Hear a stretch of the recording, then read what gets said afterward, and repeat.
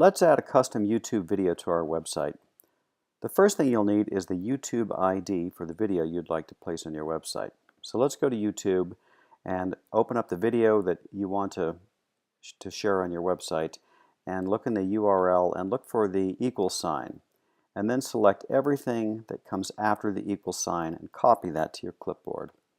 Then let's go back to our website and we'll paste it in the YouTube ID field, and if you hit tab, then you'll see your video loads up. And here are a few options that are available to you. By default, we have this set to show the controls that control your video, the pause and the play button and the advance button, so you can turn those off if you'd like. You can also loop the video, so when it finishes, when it reaches the end of the video, it will just loop back to the beginning and keep on playing. And you can also turn off the related videos. Those are those annoying videos that show up in your video that may or may not have anything to do with your website, so it's nice to be able to turn those off.